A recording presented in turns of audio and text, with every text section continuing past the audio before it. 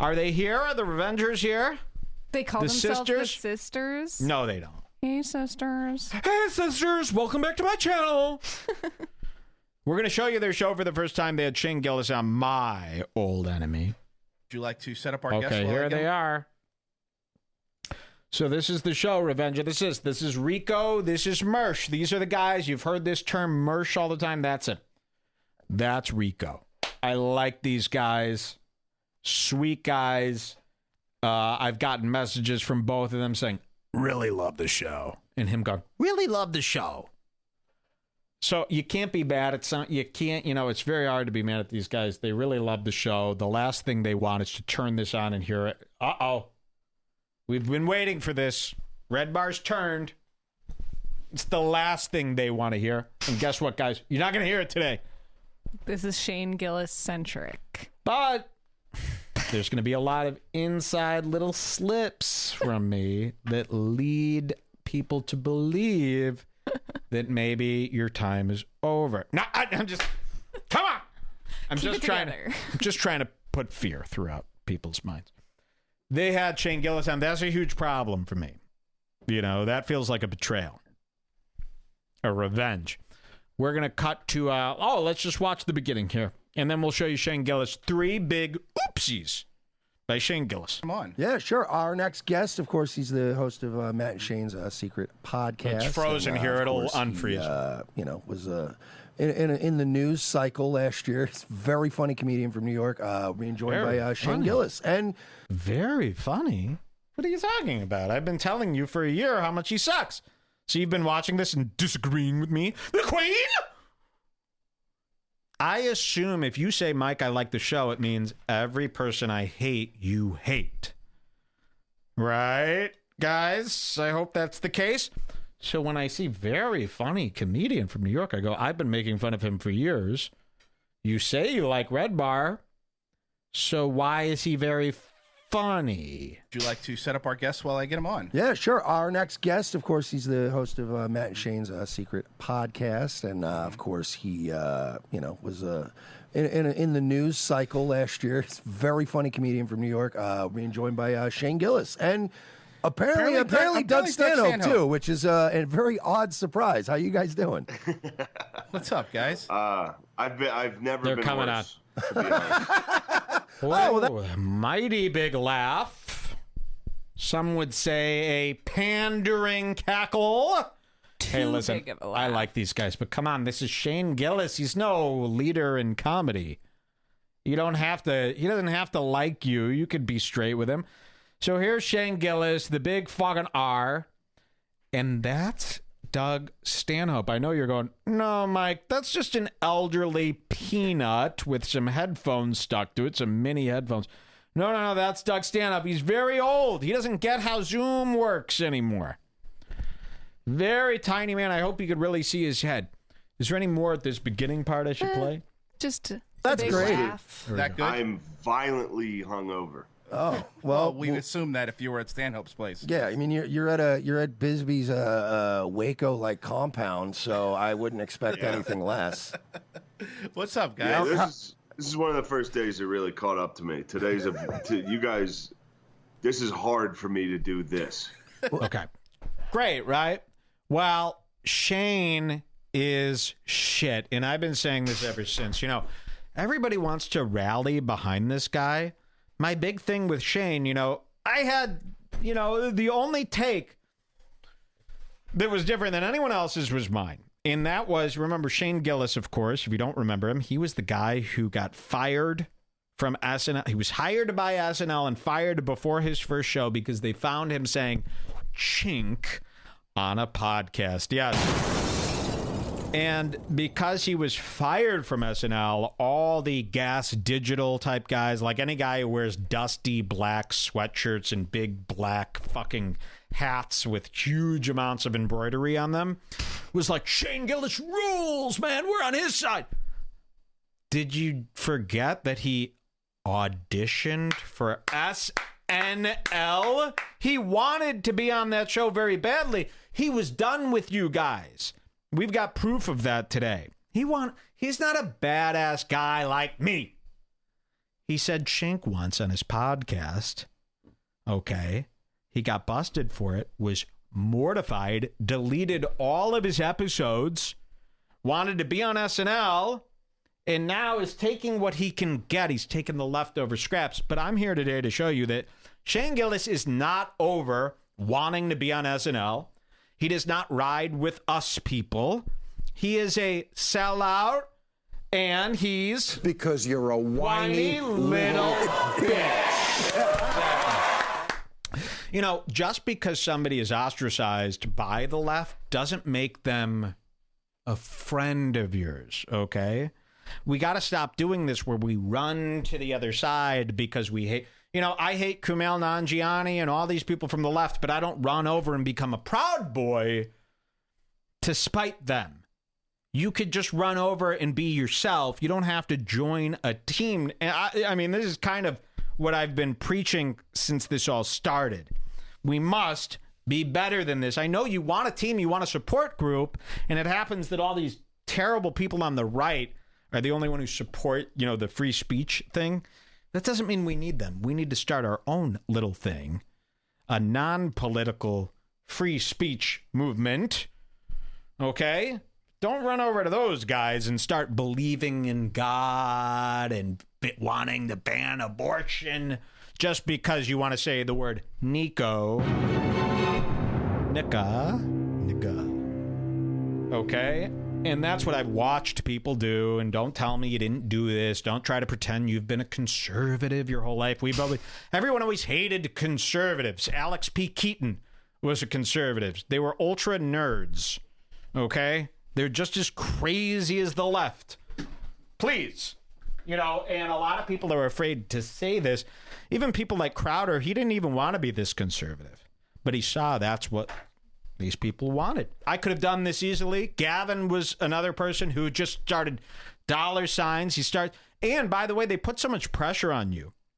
You know, you get this fan base and then they're like, wait a minute, man, you got to be conservative. And most people are bullied into being what their fans want them to be because you have to. There's type of guy where they like hear liberal stuff all day long on the radio at their job and they get frustrated and then they come home and they have to have just like a guy saying to them exactly what they want to hear as like a meditation. Yeah, so this is what we're finding because the mainstream says you can't do this, you can't do that. These guys have nowhere to turn to. They end up turning to these terrible shows that are pandering to them. And it's almost like a version of church for them where, yes, like Jewel said, at the end of the day, they could hear their ideas parroted back to them. And they go, oh, good, we're not alone. We're not going to be banished. We've got somebody.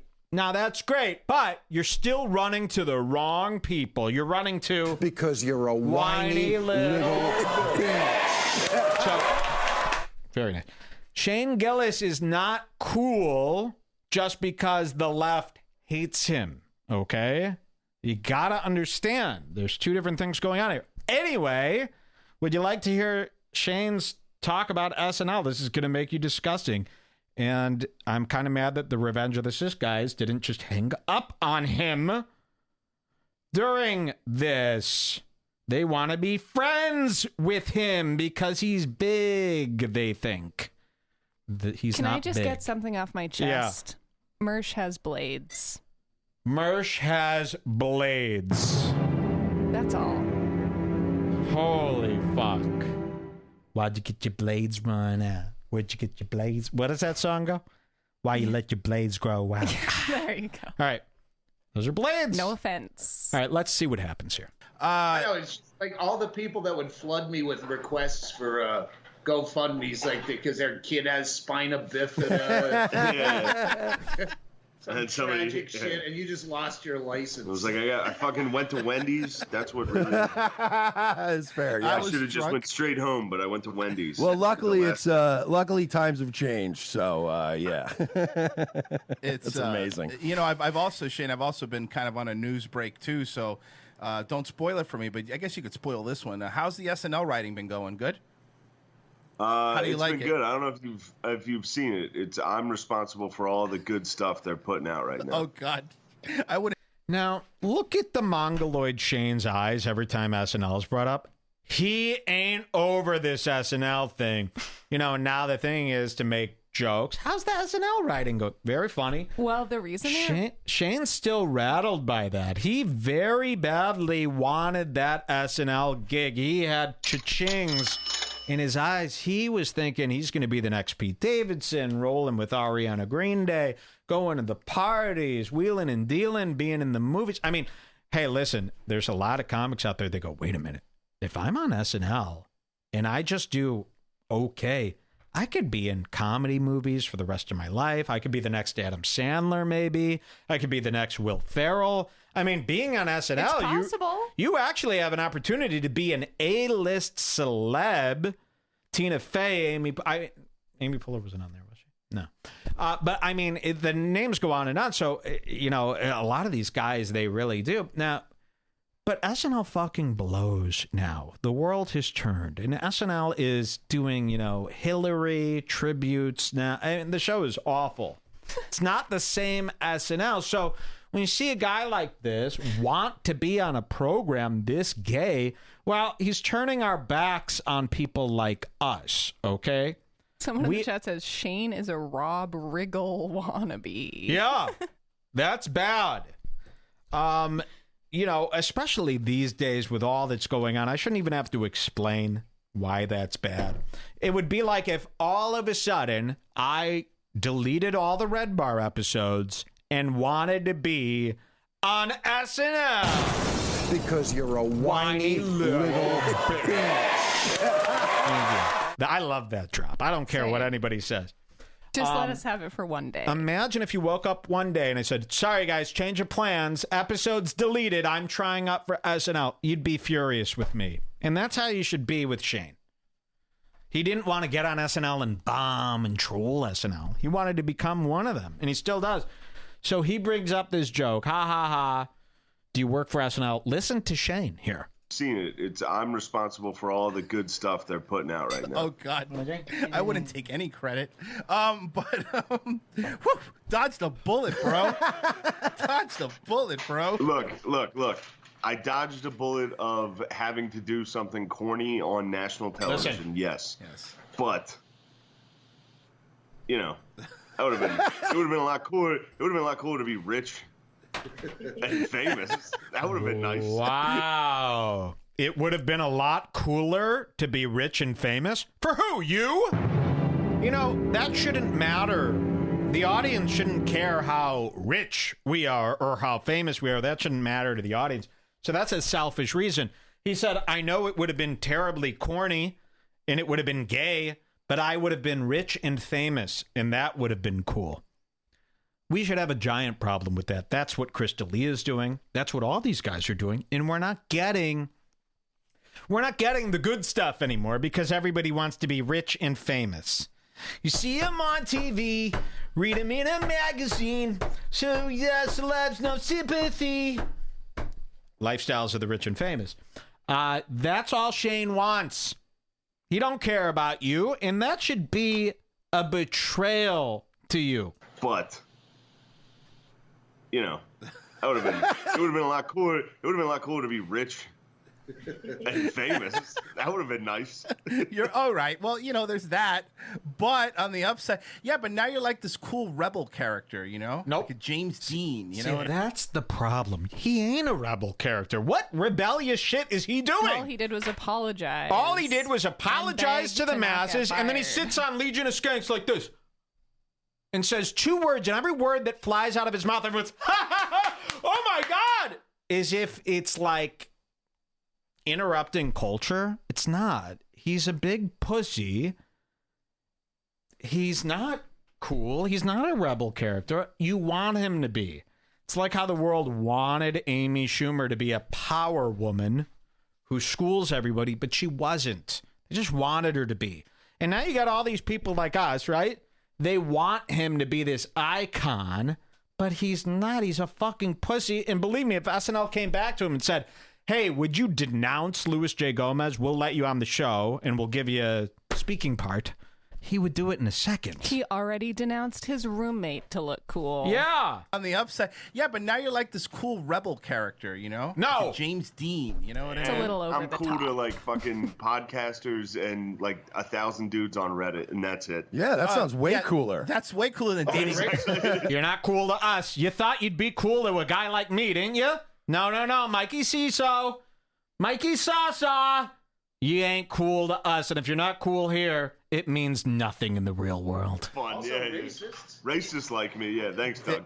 Congratulations. Look, on the upside, that's way better You know, than dating it's so Ariana weird. Grande, right? Nowadays, it is weird. You know, nobody even cares if you're a cell. That's not even a big thing. What? Oh, my codex? Showing these goddamn codex. It used sellout was an insult. Remember this? You fucking sell out. What a sellout. That's like great now. If you can sell out, that's amazing. We're going to show Joe Rogan today talking about that, you know, the ad man. I just wish, you know, we got this fundamental difference with most people. They don't understand why ads are bad. They don't understand why selling out is bad. They don't understand that changing your whole persona just so you could get money is bad. You know, this is why we're in this position that we're in, where you can't even say ching chong without being banned from Facebook. It's because you didn't think there was a problem with advertising. You didn't think there was a problem with selling out. Got to get that bag. That used to be disrespected. That used to be looked down upon. Doing anything for money used to be gross. I don't know why you didn't get that memo. My whole life, that was the memo. I think that there's some confusion because like these podcasters and media people are getting so close with their audiences because of the internet. I don't know if this makes sense, but if you're just like a normal guy with like 5 kids and you have to do anything to make money to save your family and you just work at a factory or whatever. The Vienna Beef Hot Dog Factory? That's one thing. And you're like, okay, yeah, you have to do what you have to do to make money. But these comedians, they're supposed to be the people who aren't doing what it takes to make money. Like, there's supposed to be a difference between a regular job guy and the guy that we're all listening to. Yeah. But somehow, now because all these regular job guy are listening to these podcasters, they're like, oh, just like me, it's okay if he does whatever it takes for his family. Gotta get that bag, make that income. Anyways, I don't know if that makes sense. Well, it makes sense, and it's really pathetic. And listen, if comedians want to also boast about being truth tellers and philosophers, they can't be ad men. We're going to show you Ari Shaffir completely selling his soul into what? Make $2,600? You know how much money I leave on the table for this? Just leave the money on the table. What are you so afraid of? I hear it all the time. Just run ads, man. Then no. Just put your shows on YouTube and run ads. No. The fact that I have to even argue with people about this is bizarre. And nobody even cares. There's like 3 guys that even care anymore. Let's hear what else happens here. The mighty, rebellious Shane Gillis, please. I'll beat him up. You know, and going to fancy restaurants. And besides, I mean, you know, racist, that's a great market. It's a lot of money there. Look at Gavin McGinnis. He's doing really good. He's killing it, dude. True. I could fucking Gavin out and actually like defend, like be fucking forced into defending racism. It's just, at gunpoint. Like you hate the other side so much you actually start to defend the other. Like that's what happens. See, Shane Gillis is terrified, man. He doesn't know even what side to go on. That's why every time you see him, he's kind of like shifty-eyed, looking like nervous and shit. Because he's always like, fuck, I have this kind of fan base, but they all want me to say the N-word. And at the same time, I would leave them in a heartbeat to do Maybelline commercials. Maybe he's born with it. Maybe it's Down syndrome. All right, we're going to cut ahead. These are behavioral moments. I think these are important, man. Listen, I know everybody's been washed. I get it. 1455. What does this say? Shane self-censoring about Michael Rappaport because... Because you're a whiny little bitch. I'm definitely overusing that. I'm going to overuse it. I don't think it's been overused yet. Let's hear him talk about Michael Rappaport, another guy that I can't stand. Here we go, 1455. Let's see what happens here. Experience to wake up in the morning, check your DMs, and be threatening to get punched in the face. I'll tell you a funny story about rap. I was moments away. This is very serendipitous. I was about to tweet about Michael Rappaport talking shit. This is bad. So the region of Sisticles, I really do. I don't mind Rico. I could see how people hate Mersh. I'm going to say this. He doesn't bother me at all. It's really, I guess if I watched this show every day, I'd be furious. But it's best if we just don't know too much. Yeah. I think. This poor guy. This guy's fine. Rico? Mersh has given us a lot of good advice about copyright Very strikes. nice guy. Super nice guy. But listen, I could understand.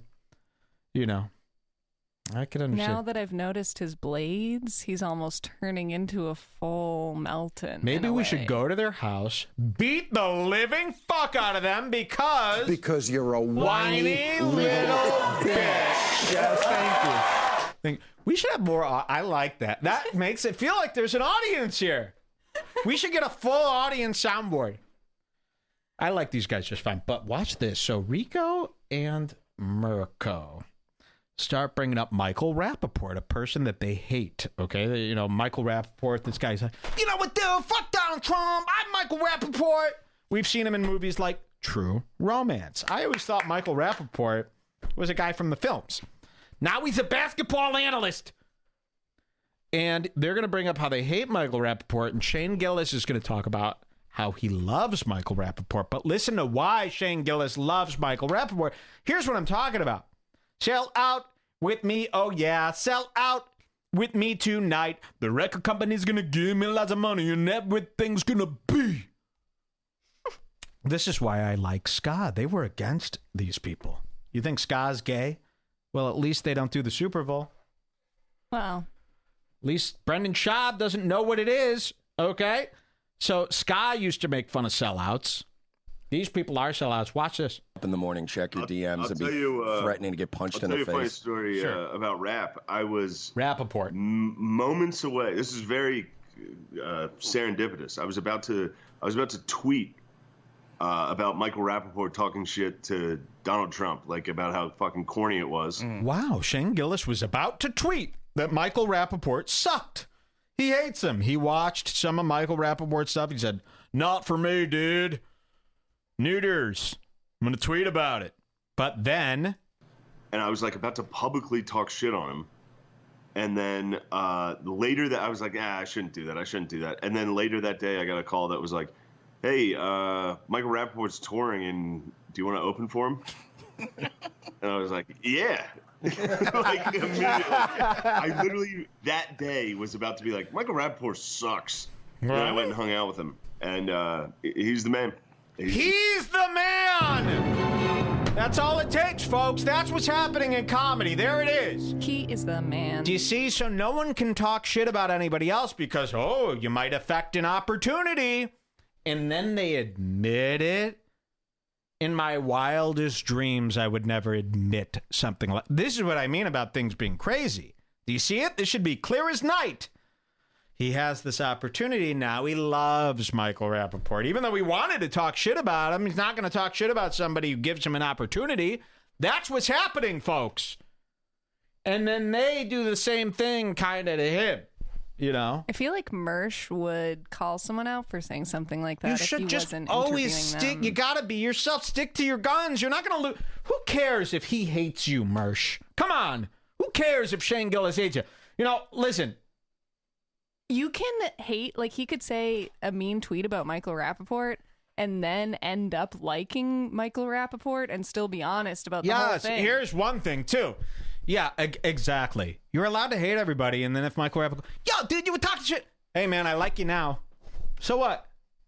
But you actually have to like him. You're allowed to change your opinion. Don't worry about being called a hypocrite. Only idiots do this hypocrite thing. Who cares? You're allowed to change your mind as long as you're honest about what you were back then. I make fun of this Luis J. Gomez every day. We text every day. He actually, listen, I'm going to tell you this. You got to give Lewis some credit. The things I've said about Lewis would drive other comedians to file restraining orders against me. Louis J. Gomez, day in and day out, feeds me information, texts me, tells me I'm great. He actually does not care, and he's not just doing it because you're a whiny little bitch. He's not just doing it because he's on the obeyment list. He's doing it because it makes sense. You can hate someone one day. If they do something cool, you're allowed to like them the next day. Exactly. You know, Michael Rappaport didn't do anything cool, by the way. He just asked him if he wants to be on tour with him. And Shane Gillis could be honest and go, listen, dude, I fucking hate you. I think you're square. You know, you got to do something for me to like you. You're allowed to change your mind, but you shouldn't be doing this. Rappaport sucks. And then I went and hung out with him. And he's the man. He's the man. I get it. If I didn't know him, I'd be like, all right, this Dick Stain Donald Trump video shit sucks. Now he's a great dude. He's a great dude. Everyone in comedy, turns out, they're great. They're just great dudes. All right, let's see what else is here. 1630. Brendan Schaub. Just some light Schaub And Shane's discussion. podcast isn't funny. Oh, you want to hear about Brendan Schaub? What is this, 1630, Jules? You betcha, Mike. I'll be the man. I'll be the man. Things are much hotter under the water. I'll be the man. Taylor Swift. Taylor Swift. 1630. I'm getting a little fucked up, dog. I'm getting fucked up, nigga. I might say some dumb shit, dog. Howard Stern threatening to punch me in the face. Jesus. And you're like, all right, this is just kind of comes with the territory now, I guess. Yeah. But, you know, it's fun. I know Brendan Schaub hates us a lot, too. It's another one that doesn't Brendan like Schaub us. doesn't like you? Yeah, well, to be fair, you know, again, we made fun of him for possibly having CTE, but whatever. It's not a big deal. I don't think that's... I don't like that comment. The CTE stuff is the most generic way to make fun of him. I don't even know what CTE is. Brain damage from fighting? Is that it? Here's a troll. What is CTE? No, I want to know. It is brain damage. From That's fighting, it? I guess. So, dude, that's like calling Tony Hinchcliffe gay all the time. You gotta be more creative. That's what I was just going to say. A trolling tip, if the thing has been said a million times to the guy, he probably doesn't care that you're saying it. Brendan Schaub doesn't care if you say he has CTE. By the way, that gives him an out. If he has actual physical brain damage from fighting, then he has a reason that he's so stupid. You don't want him having CTE. You want him being... Because you're a whiny You want him to be... bitch. I gotta get the other one where he goes, he's a whiny little bitch. That's the problem. That's why I keep tripped out. You don't want Brendan having CTE. That gives him an excuse. I don't like this CTE stuff. That to me isn't funny at all. Making fun of him. And guess what? They're going to be mad at me because that's what everyone says about him. Here. Like a joke. Well, I think it's... He probably has CTE. I know, but it's hilarious. But no, I know he's another one.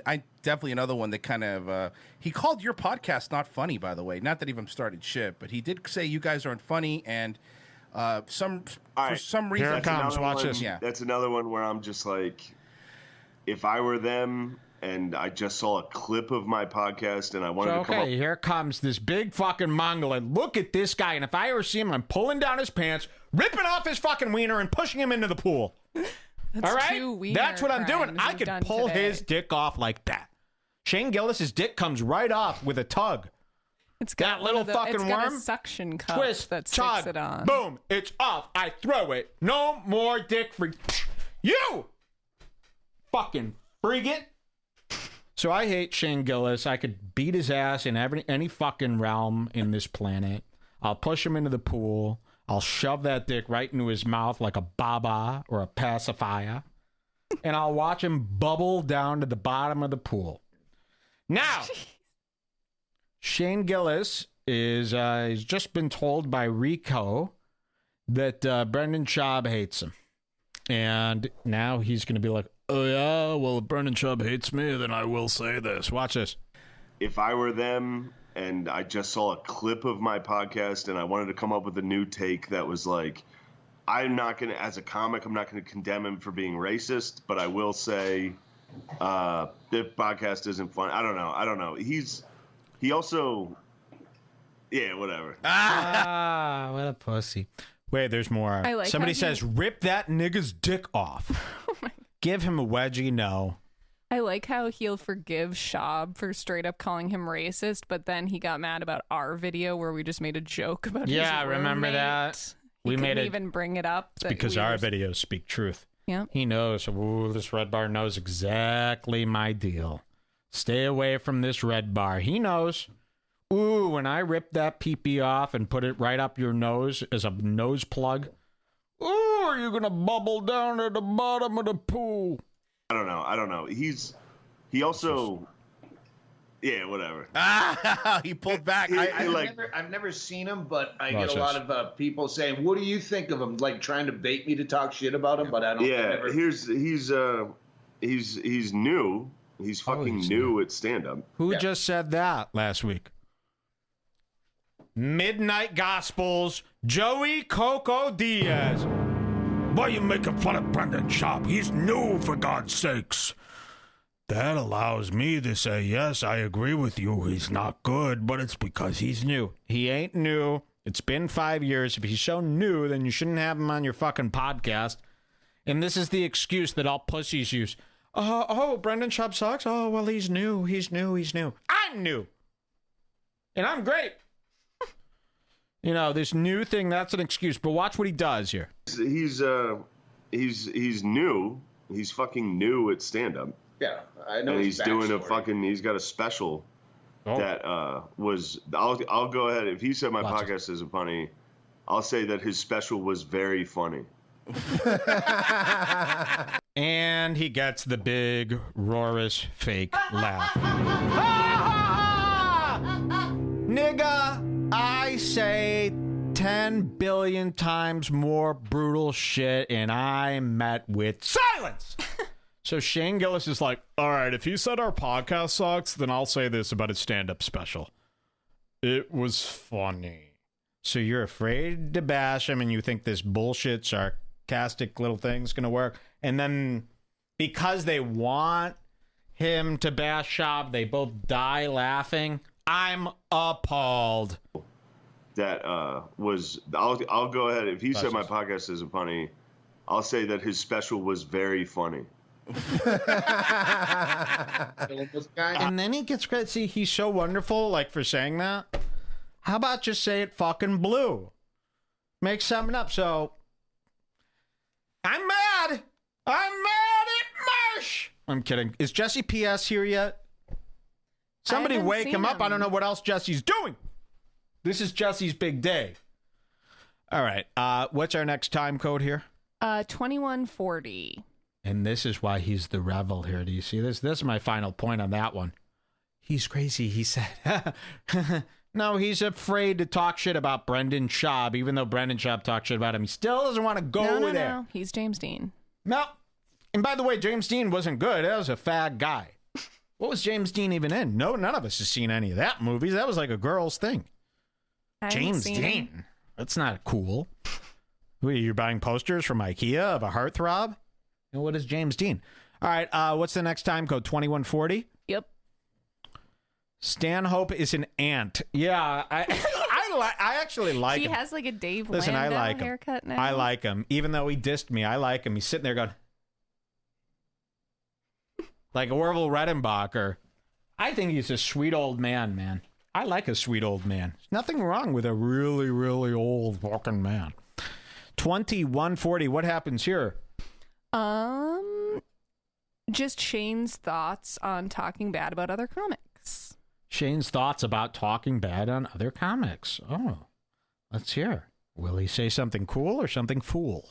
Let's find out. I've had a podcast for a long time, but I think it's hilarious now that because of this lockdown, every comic has a podcast now, and some of them are talking about the craft.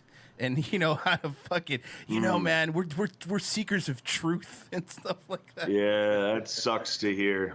Yeah, I'm not a fan of any comic that uses the phrase "in the trenches." You're in the trenches, dude. You guys are in the trenches.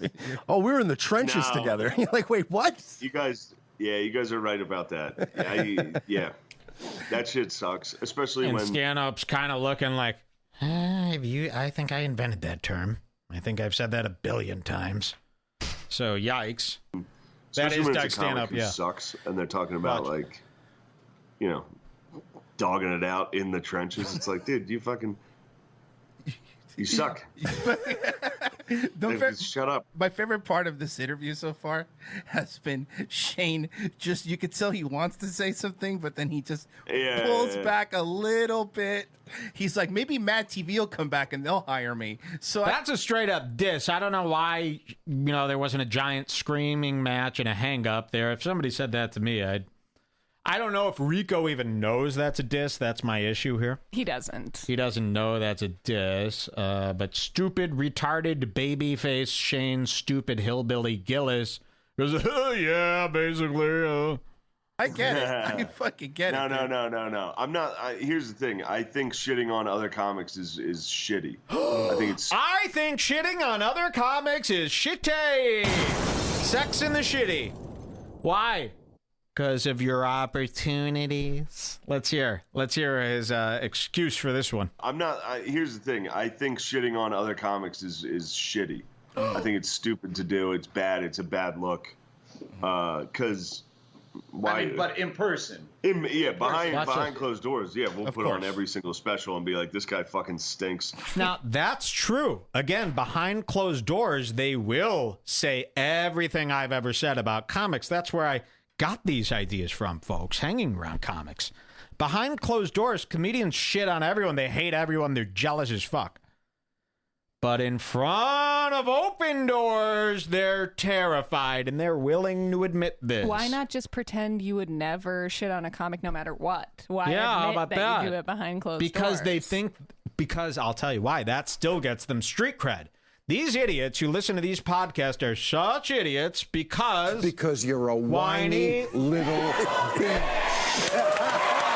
They actually are so starved for somebody to be cool that they'll be like, well, I know he won't do anything in public, but if he does it behind closed doors, that's awesome. That's all we need. No. You need it to be in front of open doors. Okay? That's a pussy ass move. Red Bar opens doors. We open doors. If I get made fun of every day on YouTube for, you say all this shit behind your keyboard, you would never say this to someone's face. Well, they won't even say it behind their keyboards, these guys. And now you're under my control. You won't even say it behind the keyboard. You're 10 times worse than me. If I'm afraid to say it to their face, well, you're afraid to say it online. You only do it behind their backs. That's worse than me. Wow. That's really betrayal. At least I say the things from my own mind and use my own name. You know where to find me. I'm not going to walk to Joey Diaz's house and, hi, can I speak to Joey, please? Yeah, you're on Xanax. And run. That would be an arrestable craziness. We'd be killed. That'd be killed.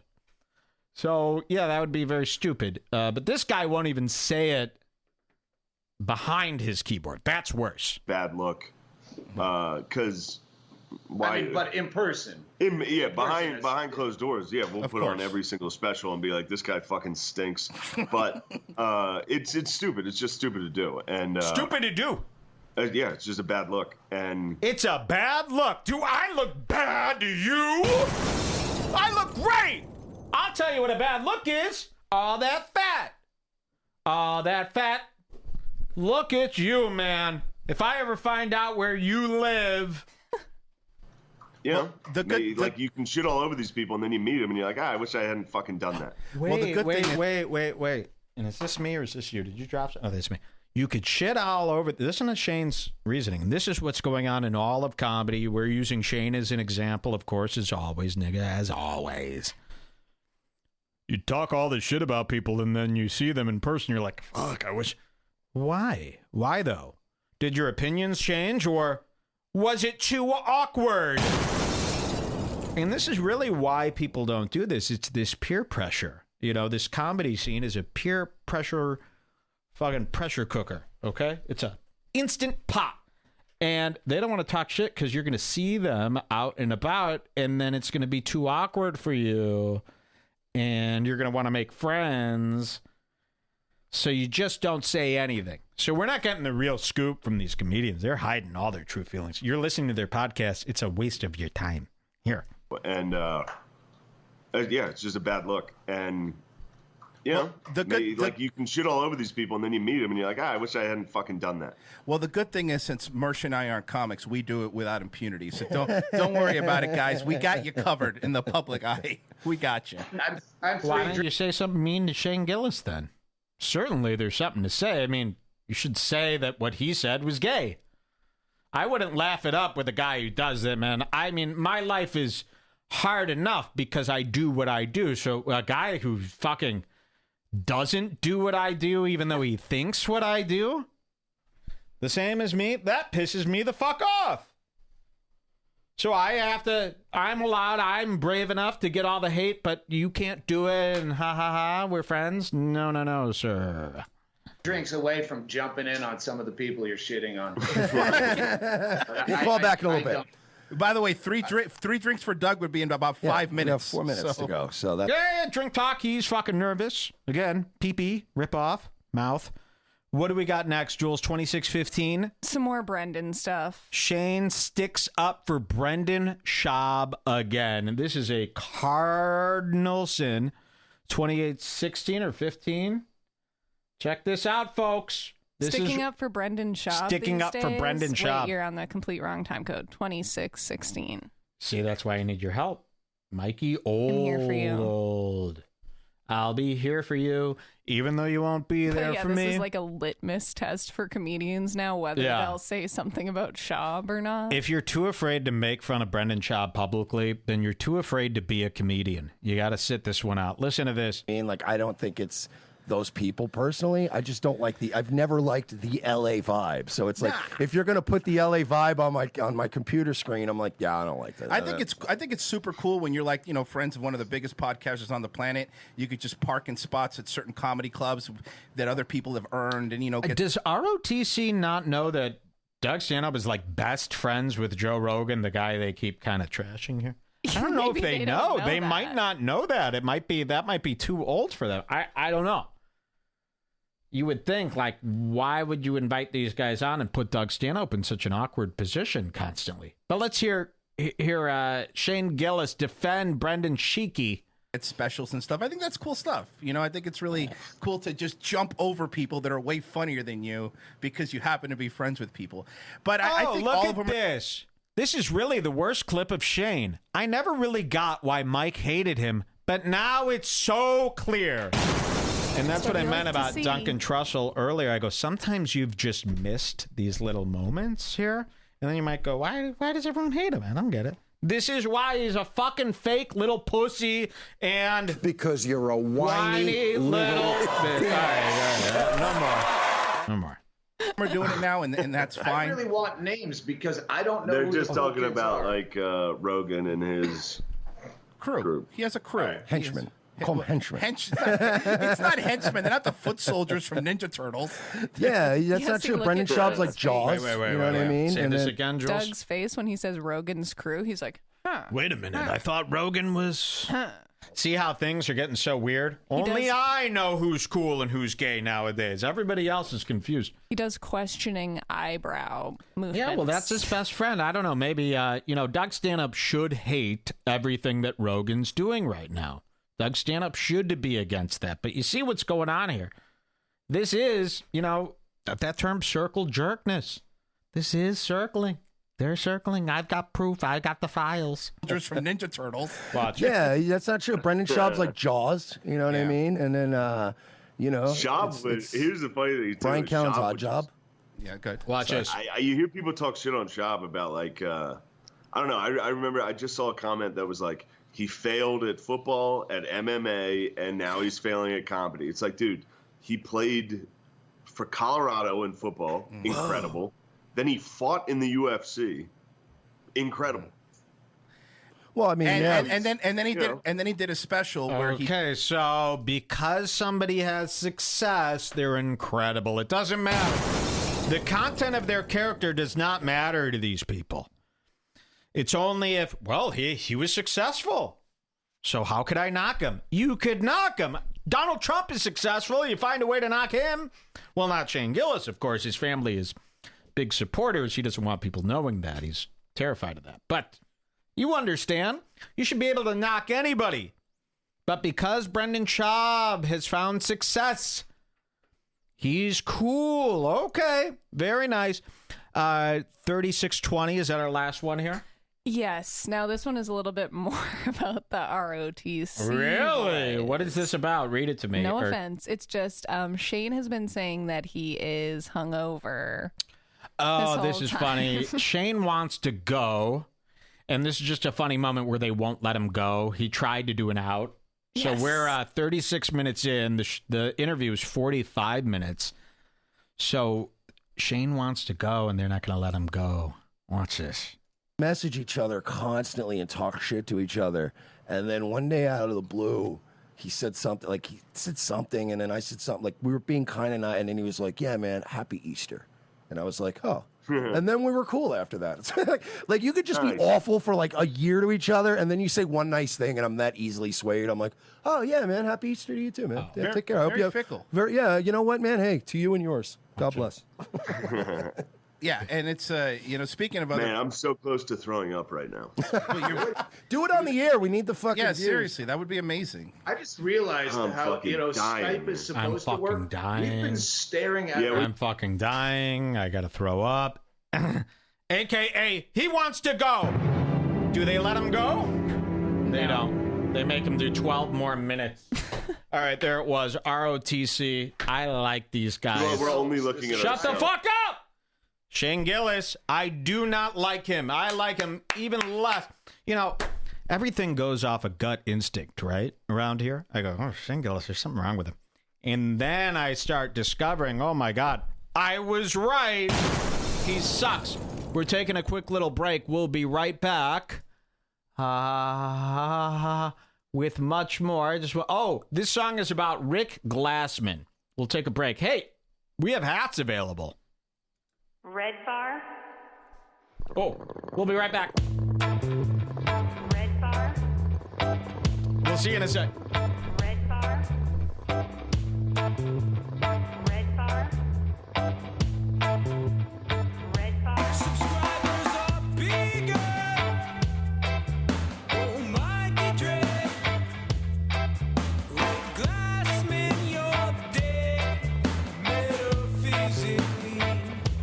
He makes them shiver. Oh, Mikey Dread. Rick Glassman is dead. Metaphysically. Oh, you're fucking with the wrong cat. I just want my hat. You're fucking with the wrong cat. I just want my hat. You're fucking with the wrong cat. I just want my hat. Red Bar Scars Club Spite hats. Remember, these are Rick Glassman would not sell us the Marshall Rug Gallery hats that he was making. Guitar solo. So we made these Spite hats. Yes, if you don't like the logo, blame Rick Glassman. This is his dad's rug store logo. Thanks to everybody who went out and bought one of these hats. They're available through Sunday, and then they'll be gone for good. So you have till Sunday to get one of these beautiful hats, and hopefully they'll ship within 2 weeks or so. Here, you could go to redbarradio.net/store to pick up one of our Spite hats. It's the Scars Club Fools Gallery. Thank you. Coming back.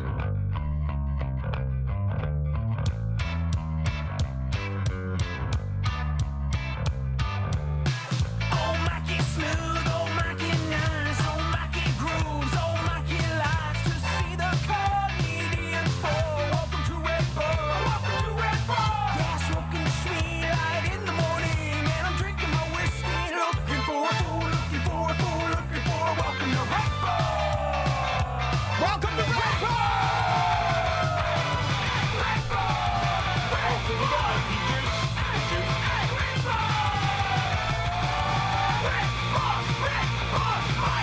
Hey! Welcome back to Red Bar. Shortest breaks in podcasting. Well, we've got a lot more to show you here today. I want to show you this Ari Shaffir thing. I was going to say you should Oh. do that old Rogan clip because it kind of relates to what you were we'll talking do that about first. already. Let's show you this. Well, yeah, because the Ari Shafir thing, too, it's all in the same thing. So, we've been barking. Hold on, I got to fill up my puffer.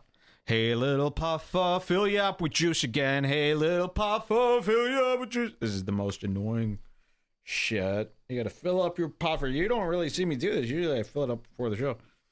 Fill up the puffer. Fill up the puffer. Don't worry, this is organic e-juice because I'm a whiny little man. All right. Gotta make sure there's no bubbles. Classic, man. Classic act. So, okay, we're anti-ads, remember? And people go, why are ads bad? Why are ads bad? Would you like to hear Joe Rogan tell you why ads are bad? Man, thank you to whoever posted this clip to let me know. I would have never seen this. We had Tom Green on Joe Rogan's show, and Tom Green used to run a talk show out of his house. We run a talk show out of our house. Everyone runs a talk show out of their house now. I remember we started our show. People don't really know this. We started our show in 2003. Out of my friends. I forgot how old I was. I was 22 in 2000. How old was I in 20? I wish I could meet 23 years old. And maybe 22. And we had all this recording equipment. Me and my friend, we had all this recording equipment that we'd buy together because we loved recording stuff. We thought it was so fun. And back then, you didn't have any tutorials. Like, there was no YouTube videos on how to record or how to do any of this. So what you would have to do is you'd have to go to like an audio store. You'd have to go to places like Guitar Center and go, we're interested in recording a song. What do we do? And they're like, oh, well, this microphone's good. And there was no USB mics. There was no podcast equipment. So you just had to learn how to work all this stuff. It was all analog. And it was hard. I mean, it's years just like trial and error, messing around and trying to make it sound like a real microphone. And we had all this equipment, and we just loved the equipment, How did we just loved the equipment. We were just into it. We were like audio geeks. And so we were sitting around and we were just talking into our microphones. And we're like, hey, this sounds like a radio show. And then we decided, let's just record and pretend we're doing a radio show. And we just goofed around and did pretended. Aww. And then we just started, it just snowballed, and we just started doing this as a joke. And then it actually turned into something. People started listening, and we shared it, and this got websites to share our links. And it used to start with, we had this website where you would just go to it, and you would have to, you would just go to it, and an MP3 file was accessed and just started playing. There was no player or anything, and you would just have to listen to it. Then a few years later, podcasting was invented by Adam Curry or whoever, and we got in on that. We were one of the first podcasts and blah, blah, blah.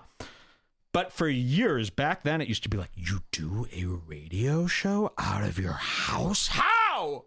And they were flabbergasted, man. And especially when it turned into like a business, when we started doing it for a job, people, how do you make money? How? Tom Green was like in the same boat. He was doing a TV style talk show out of his house. And back then it was out of your house. That's crazy. You can't do it out of your house. How do you do it out of your house? Now it seems to make sense. But Tom Green, back when he was doing his little talk show out of his house, he had Rogan on. Tom Green was just on Rogan's podcast the other day, and they were talking about old times, and Tom Green decided to fire up his old show again, and he released this clip on YouTube of Joe Rogan talking on his talk show from years ago. What year was this from? Here, let's find out. 2007. What's up, YouTube? You got to see this. This is pretty damning. This is pretty fucked. And now you're going to hear Joe Rogan saying everything that I've been saying for the last 5 years. This is going to scare you. This is going to upset you. Watch this. What's up, YouTube? It's Tom. I'm excited. I'm going to start posting a lot more on YouTube. I'm building up the Webovision studio. What's Webovision? Well, starting in around 2003, I built a TV studio. We started the same time. Look at that. Whoa. Same time. Sue him. I was also with Drew Barrymore for a certain period of time. Wow. Fucked her right up her keister. Right in that fucking ass. In this living room. And I've been going through all the old clips, and it's really gotten me thinking, I want to do that again. So I'm going to do it again. And also, I'm going to start posting some of the old clips. I just found an amazing clip with the incredible Joe Rogan, who has reinvented broadcasting with his incredible podcast. Okay. I wonder if what Tom Green's about to play is a sneaky, deaky way I was going to say the same thing. of throwing Joe Rogan under the bus. You would think Tom Green can't be this stupid, although Tom Green did say on Joe Rogan's show that he buys Ragu pasta sauce. So maybe he is this stupid. I hate Ragu. Wait till you see the clip that he plays of Joe Rogan. We're going to cut to 2 minutes in. Yeah. Look at this clip he plays of Rogan. It's a pretty specific clip. It's so to specific. choose. It looks like Tom Green is like, you know what? I have something to say about Joe Rogan. I'm not really willing to say it, but I'm going to play this clip and play dumb, and maybe people will pick up on what I'm talking about. By the way, no one has. We're the only ones who picked up on this, the only ones showing you. Watch this. In New York, and Bob Saget made a joke about diarrhea, and basically, you know, it would cut from here to New York, and Max Miller full screen, laughing, you know, his friggin' piss out of himself, and it was just kind of this moment. Hey, Bill, don't you agree? In your new $400 shoes that Diesel sent you today, because you work at WebOvision. Okay, so cool. you're connected. You're connected. Really connected. It really is different, you know. Yeah. Okay, so yeah, here's Joe Rogan. Look at that in his cool hat days. He calls fly it. as hell. I like him better this way. Predicting Corona. Wow, look at that with the Corona Brewski. So here they are on Tom Green's set, and Joe Rogan was always fascinated with people who could do entertainment from their living rooms. He always talks about how Anthony Cumia was so amazing. He had a green screen. You know, Joe's so dumb, he thinks a green screen is like only something that billionaires in Hollywood have access to. He really doesn't get it. So he was fascinated with this whole world, and watch what he says here. Very interesting. Television. This is way better. It's like radio, but it's like television, and the genre is different because we can sit here and ramp. You know, there isn't that time constraint. You know, isn't that pressure? I mean, you know, we want to keep it moving. Well, not only but, that, you know, there's not a corporate pressure. See, Yeah. the thing that fucked up television, the thing that fucked up entertainment in general, is money. They were selling advertising, so everybody has to say certain words. Don't say certain words. Don't bring up certain subjects. You can't just express yourself because you're expressing yourself to someone who's selling advertising space, and that's all. And that fucks up everything. That fucks up everything, he said. Advertisers fuck up everything. Something I've been preaching for years. People roll their eyes at it. Something that Joe Rogan has forgotten, he said, because Joe Rogan has advertisers. All of his friends have advertisers, and not just any advertisers, the worst advertisers. People selling the crappiest of crap. Let's listen to Joe talk about why he hates ads, even though he makes his whole living off ads. Now let's hear this. Yeah. The thing that fucked up television, the thing that fucked up entertainment in general, is money. They were selling advertising, so everybody has to say certain words. Don't say certain words. Don't bring up certain subjects. You can't just express yourself because you're expressing yourself to someone who's selling advertising space, and that's all. And that fucks up everything. It doesn't make anything good. We need a fucked up advertiser around here. That's all. You just need to keep doing this. Wow. We need to figure out how you make money from this. Yeah.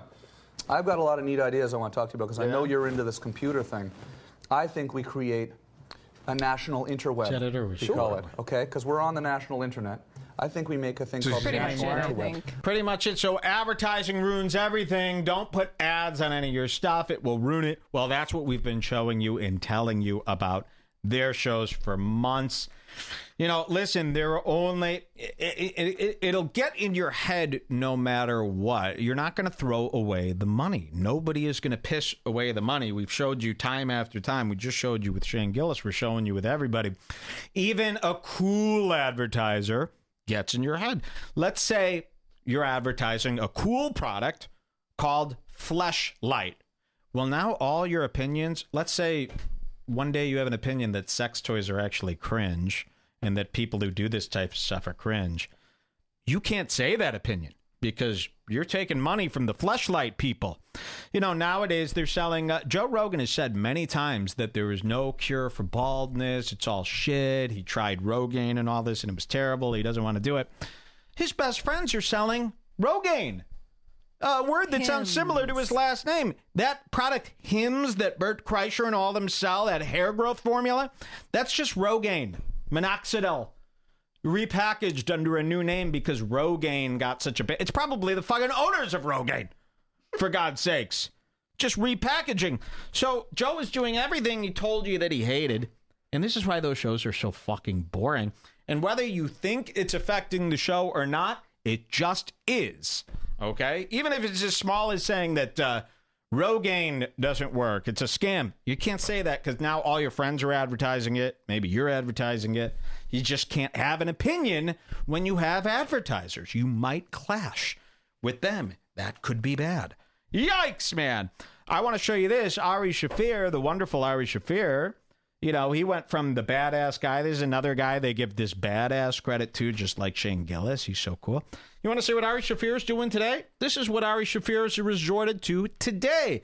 He used to be a yogi. He has quit that. He's not a yoga instructor anymore. He is, get this, an underwear salesman. Yep. Ari Shaffir has quit comedy. He is now an underwear spokesperson. And wait till you see the lengths that he goes to sell a few pairs of undies. Underwear, check this everybody. out. So this dude from Sheath, Robert. Hold on. Underwear. I tried them on, and I gotta tell you guys, they're so fucking comfortable. Here's his underwear ad. Now imagine lending your personality to this. Again, I got to see how much they paid him. If it's $10 million, I might be able to understand. But it's probably around $2,600. Watch what Ari Shaffir will do for $2,600. Underwear, everybody. So this dude from Sheath, Robert Patton, he made some underwear. I tried them on, and I gotta tell you guys, they're so fucking comfortable. It's so fucking comfortable. You're laughing and coming. This is a video that he made. It's a Facebook advertisement that he made. This isn't just a clip from his show. This is a video that he made. And again, we watch all these podcasters. They go above and beyond what a spokesperson should even be doing. You know, let's say George Clooney gets hired to pimp a watch in a watch commercial. He's not running all over town going, please, buy the watch, please. Like, just do what's asked of you, no more. To do all of this, it's I swear, are the companies going, make sure there's tears in your eyes and your mouth is foaming then you about need how to pay much me you more. love this watch. Wait till you see what he does to sell these underwear. Underwear, everybody. So this dude from Sheath, Robert Patton, he made some underwear. I tried them on, and I gotta tell you guys, they're so fucking comfortable. It's so fucking comfortable. It takes your and puts them away, and then you put your dick into a separate hole, which I thought would like pull. It doesn't pull at all. Anyway, the point is, it's so fucking comfortable. I have him on right now. I have him on right now. He gets up. And by the way, makes your junk look takes massive. off his and pants like and starts playing with his nuts. Listen, I get it. You want to sell more underwear for them. This is what you're doing. Do you think if they said, George Clooney, we want to pay you $20 million to advertise our watch in Japan, and all you have to do is get naked and grab your nuts, he'd go, sorry, I have a line. Comedians have no line. You're going to drop your pants and wiggle your dick for $2,600 underwear bucks from a no-name underwear company? So you have no, what do they call that? Where you have no... Not morals. You have no shame. No shame. No standards. What? Anyway, the point is, it's so fucking comfortable. I have him on right now. Here he is. And by the way, it makes your junk look fucking massive. And it's like they're floating. It's anything like to appease the advertisers. Dude, it's so comfortable. It feels like you're floating in a cloud. Anyway, go to sheathunderwear.com. And now let's say Ari Shaffir actually finds underwear that he likes. Like one time I told you about underwear I liked. American Eagle boxers. Remember this? I told you. I said, hey, they're great. here's why advertising is bad. Let's say Ari finds underwear that are great, better than this. He can't even tell you about that. It's a conflict of interest. So now you're not going to hear, you can't hear any underwear facts from Ari because he's got a sponsor. .com and order with promo code ARI to get 20% off your first order. Sheathunderwear.com, promo code ARI. Let them support your balls. Look at that. The lengths these people go. Hey, it's different. You do it. I've said this before. You want to do a podcast where, hey, we're taking a break. We'll be right back. You step out of the room and you start running some pre-recorded commercials like traditional radio used to do. Fine. At least it's not you selling your soul and being the spokesman for this thing. You don't know nothing about this company. They could be all, who knows who they are. But now you're involved. Now you're like the CEO of the company. You care about this company. Yikes, man. I find that to be deplorable. All right, what do we got next, Jules? What can we show these fools? Ooh, show this picture of Josh copying Tim Dillon's post. This is bad. Do you know Josh Denny, one of our oldest and most moronic fools? I miss him a lot, I gotta say. I know. We haven't covered Josh Denny in a while. He hasn't posted any podcasts in years. He was this bullshit comedian. He sucked, and then he hustled his way. He's like the biggest liar we've ever covered on the show.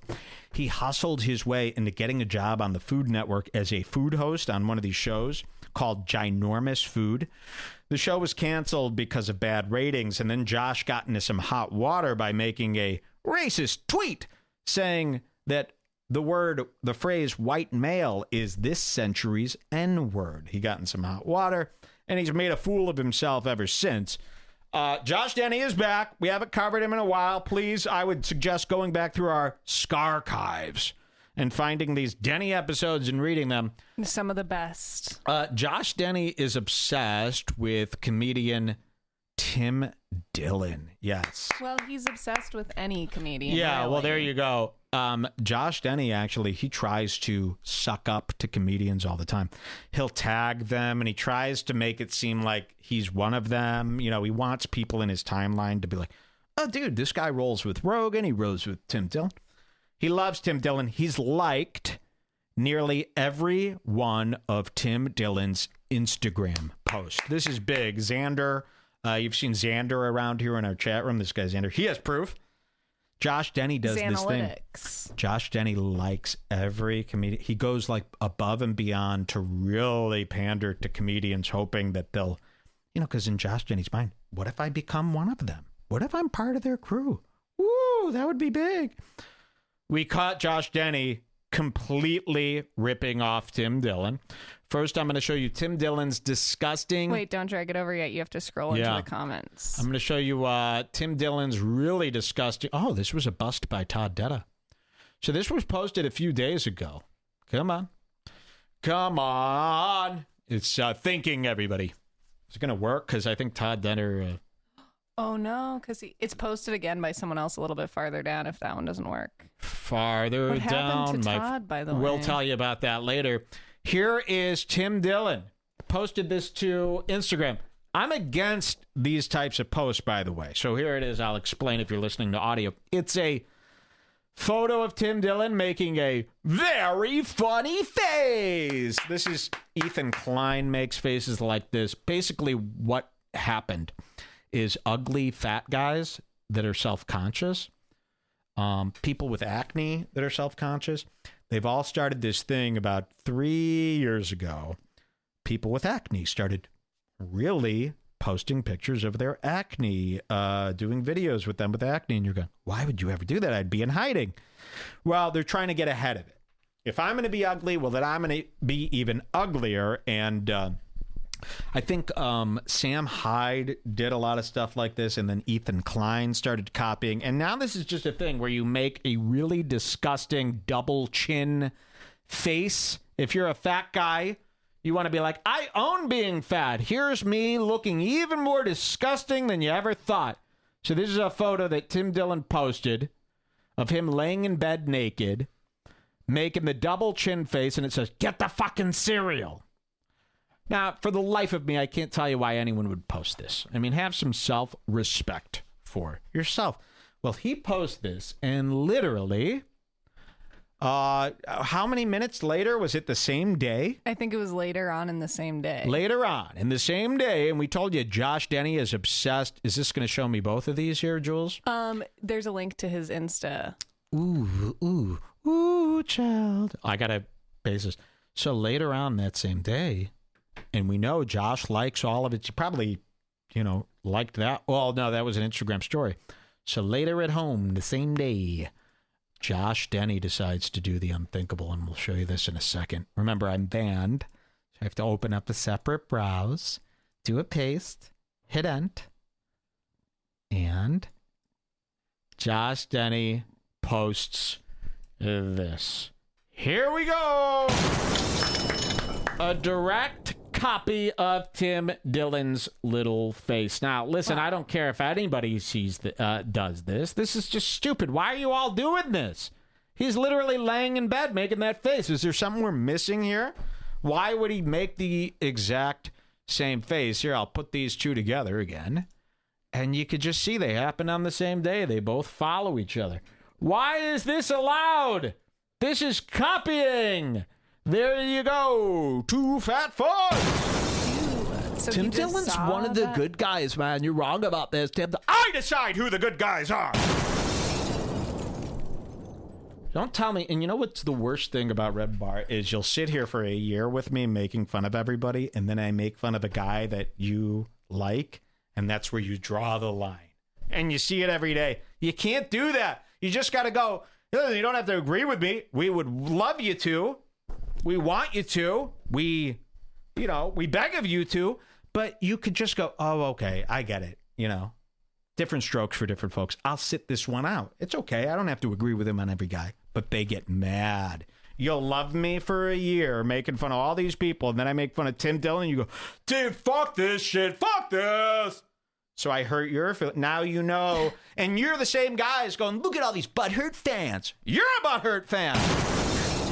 Don't let me catch you being like that, okay? We're allowed to have different likes. Well, are we, though? Do I allow it? We'll see. All right, what do we got next, Julioso? What about this cute little Gavin clip? Nah, I don't want to do that one. What do we got next? Big Mike's bucket list. Big Mike's bucket list. I'd like to watch. Do we have any clips or anything here? I'd like to watch a little clip-a-roo and do a thing. Chris D'Elia. No, Karen Feehan's shows her tail. We didn't do this one. No, not yet. Karen Feehan, plywood floors, doesn't have no money, shows her ass for money, she has plywood floors. This is the horror of the century. Karen Feehan, she used to date Luis J. Gomez. You've seen her on Anthony Cumia's network a bunch of times. This comes from the Real Ass Podcast, number 532. We missed this. It happened a few days ago. So let's see what happens here. It's, they're on... shut the fuck up! They're on Skype, of course. You've got Zach and Miko. Bring him down. I'd like to strip him nude and show him where I'm coming from. Luis J. Gomez, Karen Feehan, and some fat guy. I'm sorry, guy up there. I'm sure you don't like me, so fuck off. Some big fat guy. They're going to get on Skype here. I think they're watching Donnie Darko. Or no, this is Shallow Hal. Shallow Hal with George Costanza and Hal. All right, watch what happens. It's not. Karen, don't lie. I always just called you Tom. Whoa. Can you wiggle it, Karen? No. They were watching Shallow Hal, and that guy has a tail in the movie. Remember that movie? I've never seen it. You never seen Hallenstein? Never. Shallow Hal. Do you know what it's about, right? Yeah. Shallow. This guy Shallow, he gets knocked on the head, and then he sees every fat chick is hot to him, I think. Or just one fat chick is hot. There's a guy, he has a friend who hates fatties, played by George Costanza. Sounds like a good guy. And George makes fun of fatties and ugly people the whole movie. And then at the end of the movie, it's revealed that he has, I know this is going to sound weird, it's revealed that he has a tail. Like, Chula, our dog? He has a skin tail that wags. Do you see it in the movie? movie? Like they pull it down. It's really gross. It's a tail made out of skin and it wags. It's really gross. And it's used to show like, oh, you have a defect too. And you know what? We're still friends with you. And then he learns it's not going to happen to me. See the defect if he has his pants on. Exactly. So not the same thing. So that's what they're talking about. Now, who is this fatty boom batty up there on the top? Does anyone know? I'd have to guess it was Henry Foley based on the title. Oh, Henry Foley. Who's Henry Foley? There's a lot of these New York guys that I don't know yet. I just met Nick Mullen the other day. I'm going to be on this show, Come Town, in a couple of weeks. I love Bastards Radio. You got to watch Bastard Radio. I actually watched the whole thing without a single complaint. With this guy, Nick Mullen. We've never covered him before. We watched Louis J. Gomez and Tim Dillon. Bastard Radio. Okay, I don't know who this big fatso is. I do know who Karen Fian is. She is had it up to here. You know, she's doing an OnlyFans to get by. She couldn't do only comedy to get by. That's for sure.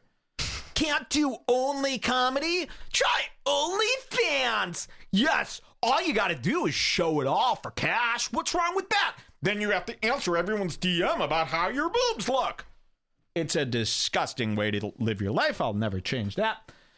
So Karen Feehan, you could tell, you know, she's fucking miserable because she's got, 4,000 guys that are constantly DMing her now, being like, can we talk more about your pussy? Do more videos about your pussy. If I am annoyed with people going, do a video about Brendan Schaub. Do a video about Brendan Schaub. Imagine. Do a video showing your butt. Do a video showing your puss. Imagine how degrading that would be. Whoop! Watch what she does on this show. She has no more shame. She has no more morals. She's cooked. Watch this shit. No, I can't even. Oh, I guess I can move it a little. I just. Ew! Ew! I was kidding. Ew! Hold on. She's fingering her tail right now. Can I take the butt plug out first? She had another appointment after this? Karen. I mean, I do a lot of squats and like a lot of Kegels. I fuck a lot. My hips are very active. I mean, I used to fuck a lot. So I can feel myself moving it around, like around that area. Can we see it? Can we see your tail? Is it like moving your eyebrows? Can we see your tail? I don't. No, because what if you see my butthole? Only. Is it on your butthole? It's right above my butthole. So she's got some problem above her anus. A tail. And now they're going to show it. This fucking guy has never seen anything like this. He's never been on a Skype call where a girl gets nude. So he is in hot dog heaven here. That freeze frame of his face. He's like, Zach Amico has actually seen it all. He's a deprived sex freak. Louis J. Gomez has seen it all. Depraved. This is nothing. Not deprived. The opposite of deprived. Oh, is it depraved? Sorry. Here is something that's going to really startle you. possibly show you my butthole. Can we see? We'll edit it out. No, we're obviously, for the YouTube. Stop it. You're such a freak. All right, hold on. Before this goes any further, everybody hands up. No jerking off. No jerking. Foley. Oh, look at this guy. Foley. Foley, oh yeah. You guys don't jerk off. I got 3 hands. Hello, Foley. Hold on. Here we go. Look at this. Shannon. Shannon, you can jerk off. Thank you. Oh my God. She gets up in front of the camera and she's about to pull down her pants. Even Lewis is like, this is my ex-girlfriend. This is like a full-time cuck. Shannon, get the Look at goddamn this. camera off you. This is okay. Oh, Ready? and then, wow, they blurred it. She pulls down her pants. Because you're a whiny little bitch. Let's see. It's right here. Look what she's doing. Literally fingering her fucking dad. This is what they've become. Open, full ass. Now, they blurred it for us, but all of them could see. Come on. You gotta have some respect for yourself. Don't you love yourself? No. And she gets off on this. She wants people at home to go, ooh, ooh, oh, I did it. Ooh, ooh, I'd. Well, I guess it's an ad. It's an ad for that OnlyFans. Now look at Smart Matt Foley. business. Matt Foley is, ooh. Wait, isn't Matt Foley the name of that character who would fall over a coffee table, who lived in a van down by the... Because you're a whiny little bitch. Wait. Oh, that's Matt Foley. This is Henry Foley. And he just happens to look like Chris Farley's character. What was Chris Farley's down in a van by the river guy? I have no Look idea. it up. I know. Well, you weren't born. Look it up. Nigga! What do you think? Jamie just sits there looking at Joe? Look it up. Chris Farley, yes. H. Foley. What was his name? Matt Foley. Matt Foley, and you look just like Chris Farley, and your name's Henry Foley? Come on! I'm sure that's a thing, right? I have no idea who Look this at man this is. fat fuck. With us. Did you see Karen, we gotta get you out of the house. I know. Where, So into your horny. house, into your meatpacking facility? By the way, where are you? It looks like you're in a girl's room. Have you been kidnapping people in the style of Netflix's You? Oh, yeah, look at that dainty little plant. Yeah, and you've got a Pink woman's candle. dresser. You've got, yeah, look at candle. What the fuck is Henry Foley doing in this woman's room? That's fucked, man.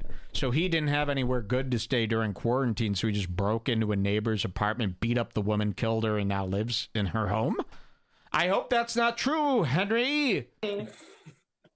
I'm so horny. I'm shoving all sorts of stuff up there. You're like, what are those things back there? What do you think? Oh, the scum of the earth. New York comedians are so scummy. Gino Descante, they all live in like such a filthy, seweristic life. Yikes. So that's Karen Fian. Subscribe to her OnlyFans. You're going to see her butt, her boobs, her tits, her ace, her keister. What else do we got?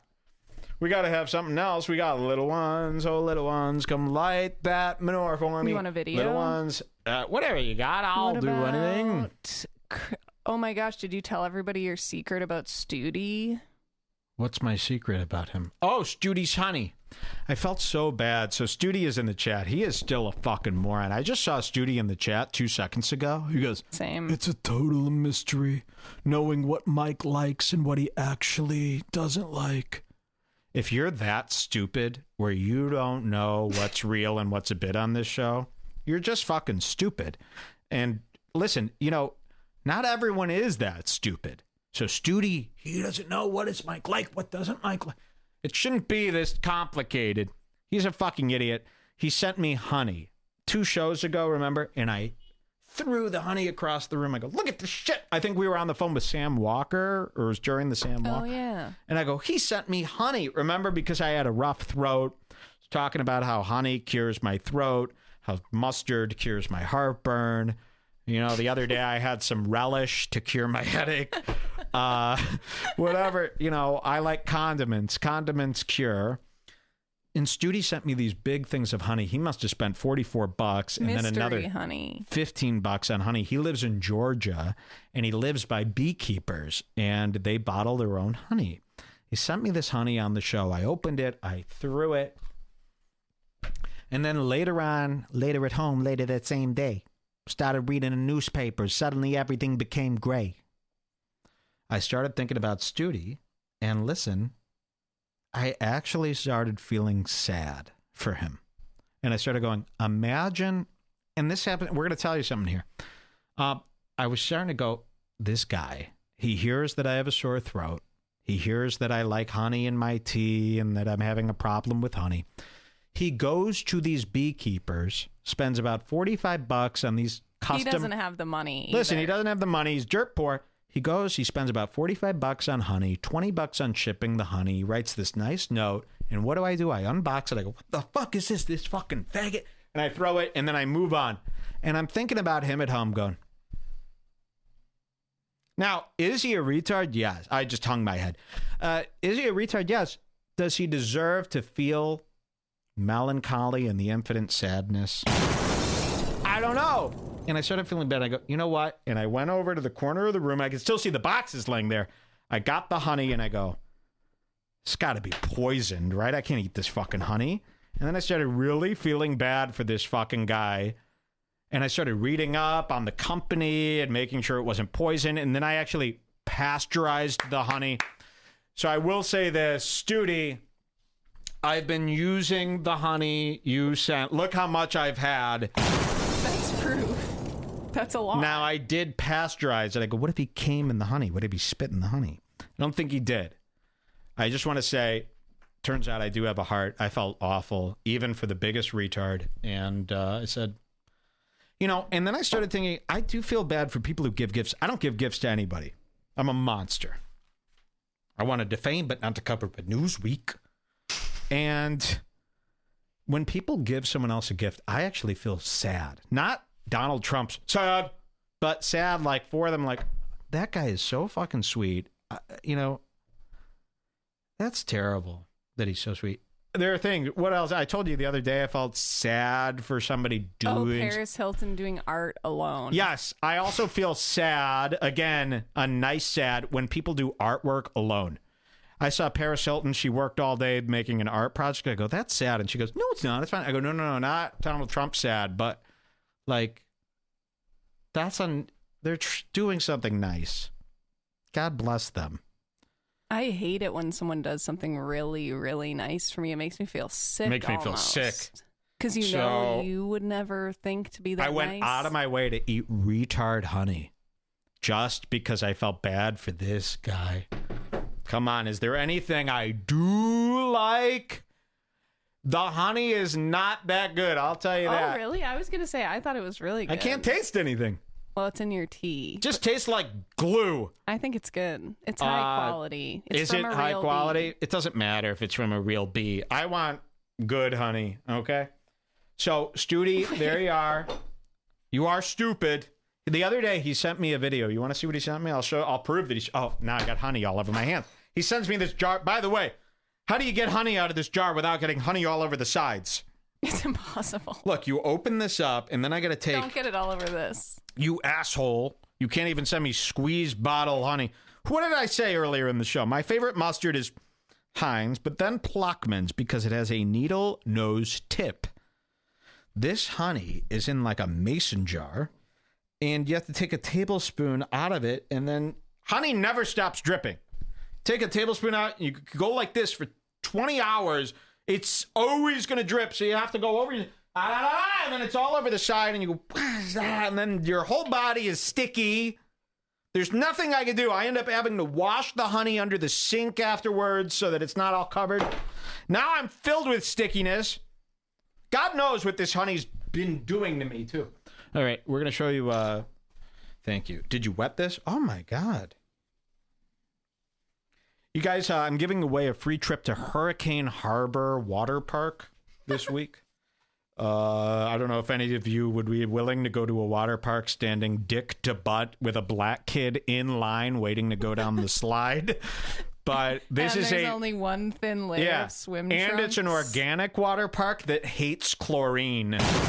So the water is just tap water, no chlorine. Would you go? Yeah. What are people thinking about the honey segment? Let's see. But then I saw Studi in the chat go, it's a mystery knowing what Mike likes and what doesn't like. That pissed you off. Yeah, well, it does piss me off. I don't want to be doing a show for complete tards. They're saying Mike acts like the bad princess in a Disney movie. Wow. They're saying, or one guy said this who needs to be beaten up. I'm not a princess. I am not from the movies. Okay, what was I going to do next? I did the honey thing. I was about to do something else. We were thinking, do you want to see a clip that someone sent me of Melton that's 2 minutes long? Really? Is this funny? I don't know. It's from Scotty Chop. This is really, let's do it real quick because people don't even know Melton anymore. He's very beneath us. People don't even know him. Only the OG Red Bar fans, but maybe it's funny. Let's see. But just an option. I haven't pre-watched Melton this, by the way. is gonna guy. Melton is a gross guy. So this is one of our OG fools. If you've listened to the archives, you've seen this guy. He's so dirty. He's run away with all the money. He did a show the other night. I was sleeping. 10 p.m. I'm asleep. If I don't answer you guys on Facebook, it means I'm asleep. So I went to bed. Here he is. This is from his show last night. Melton is a gross guy. We haven't seen any of this. Let's see. Scotty Chop. I'm making a cocktail. It's not too late here on the West Coast. So I've got, this is a great cocktail. You can make it at home. And this also kills coronavirus. Oh, it's that's also very, you know, like, I know it's like an old wives' tale. People say this sometimes. Wives' tale. like a hot toddy. Like there are some things you can like make that are kind of alcoholic. That are What if good I showed this clip and then everyone's like, Melton's actually amazing, and then they all leave the show because you're a whiny little bitch. Back to the clip. Here he is. For yourselves. So what you do, mouthwash. I buy. I'm having generic. great times with you guys today. Cheers. You want to? This is Walgreens brand, and it's meant. It doesn't matter. Really, just flavor to taste. And you get this, and you just. Now, what this will do is open you up. Let's say you're clogged up. Like I've had this sniffle. Okay, so this is a bit. Now, am I even one to talk? Because I ate mustard at the beginning of the show.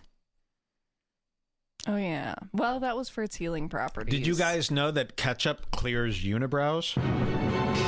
Got a unibrow? Just put some ketchup on your face. He's drinking. Look at this. Dr. Ruth's mouth rinse. I got a problem here. It looks like he's buying generic Listerine. Wow. Now, one of our big things is Melton is poor. Where does he get money? It appears this clip, and again, I haven't seen it. It appears he's going to drink mouthwash because he's out of booze. Is that what's happening here? Can somebody let me know?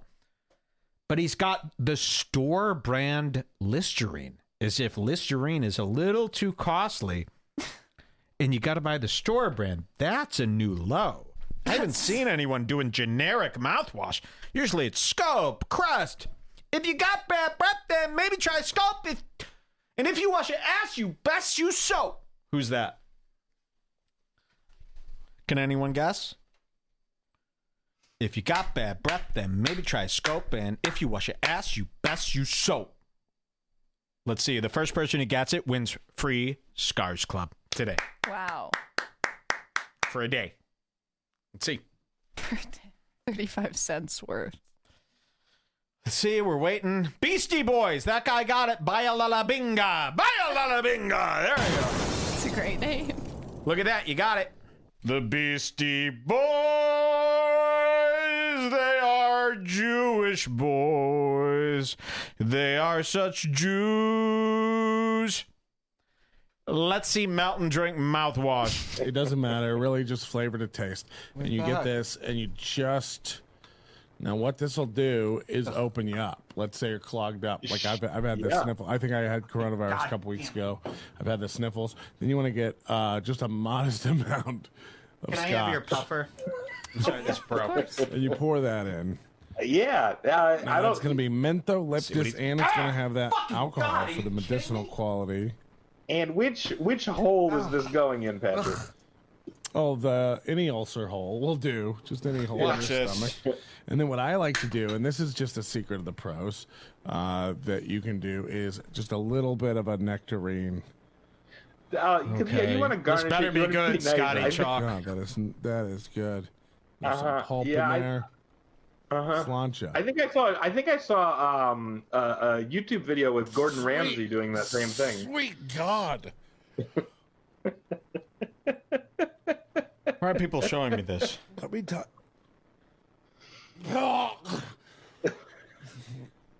Do you understand? Okay. Is this it? He did this on purpose as a bit, guys. You understand? This would be like if somebody was like, Mike ate mustard on the show, and then clipped it. Yeah, I did that to be funny. I'm telling you, people can't. They're not sending the right stuff anymore. No more listener suggestion clips until we've approved them before the show. That wasn't worthy. He was joking. He doesn't really drink mouthwash as a drink. It was a bit. It's a very good bit, too. I might start watching NLO. Come on. It's better than That's us. not Jules, by the way. I wasn't yelling at Jules. That's Scotty Chalk, who said you have to play this. He's a trusted guy. He sent it to Jules just now, begging that we play it now on the show. Guys, this is an elevated, higher level here. We don't do stuff like this anymore. I forgive him. The people like They don't know the Melton. difference. They go, but you watch Tim Dillon's shirt rise. You don't watch this? Totally different. Guys, we gotta fucking tighten up around here. Scotty says, I know it's a bit. The last 15 seconds was him being gross. Nothing gross. I only saw coolness. I only saw. And now he's got a what? Good-looking Oh, guy. and now he's got fresh breath? I don't want my fools with fresh breath. I want their teeth rotting, green, boogery. I want their breath to stink. Very disappointed. Scotty is a top 10 guy. The Scotty guy fucking ruined the show. No, don't say that. I might take great. Philip DeFranco's word. No, I'm just kidding. Scott, you're great. You know, no more of this showing people's clips they send in without us approving them, okay? Because they're always bad. It's They're true. just Well, always bad. Not always. Sometimes they're good. That's why I still take a chance. That's the problem. Yeah, sometimes they are good. Sometimes it's amazing. I'm telling you, this Patrick Melton, it's not. You I know, remember I the think old that Red we're Bar? hanging on to the hope of Melton stuff being Mountain amazing, stuff but it's sucks. just not I'm gonna telling be you, good every anymore. time we watch Mountain stuff, it sucks. It's not on the level of this Red Bar anymore. You got to get over fucking Melton. You watch this 2-hour show of him just sit there in a chair. It's not funny anymore. You know?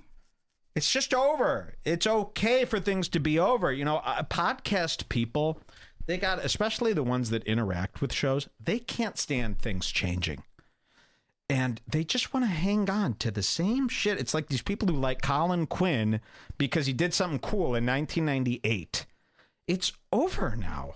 We must move on. I'm doing this for your benefit.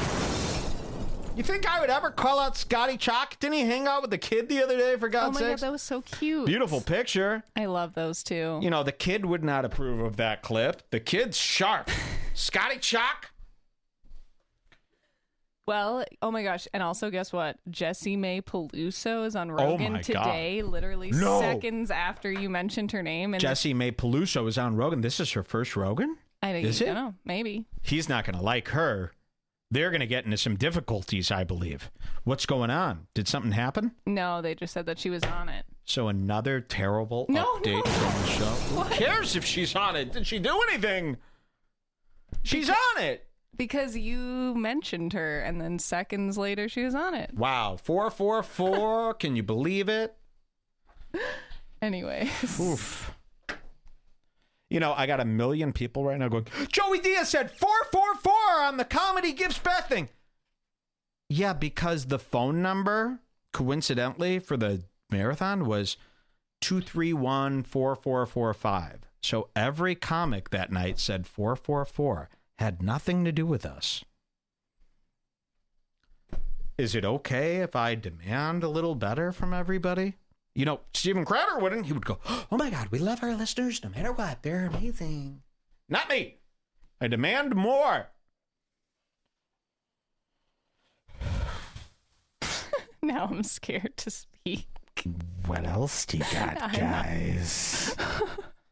What else? Any other things that I might have? I guess Studi is right. You never know what Mike's gonna like and what's he gonna hate. Because you're a whiny little bitch. I'm just kidding with you guys, but seriously, I have high standards. What's wrong with having high standards? Doesn't mean we're not friends. I just have high standards. On another day, I might be like, Jessie May Peluso's on Rogan, and you just mentioned her, and then you'd be like, oh my God, You wow, never know it's with this mic. amazing. You It's very never risky fucking know. speaking up to you. Be careful around this mic. He's not like the other guys. Whew, scary. Mike Events. Not Mike Events. Mike is the greatest. Somebody says that's the kind of shit I need to see right now. That's what I want to see. Guys, don't listen to this funny bunny hole guy. He's obviously against us. Show him the Rogan clip about stool humping. Give us some Shab content. See these guys with the Shab. We get it. The fighter and the kid ratting. Please. It's not working. I am nice. Thank you. Mike's nice. See, all the good guys are going, Mike, this is right. This is what we want from you. And all the shitty guys are going, I don't understand. All right, we still have more for you. Would you like some more Red Bar, everybody, on this beautiful Wednesday? We've got Big Mike. Let's see. Big Mike posted this. This is really bizarre. We've got a big event coming up. Big Mike is releasing his novel here called The Fifth Vital. This is a big day. May 5th this comes out because The Fifth Vital.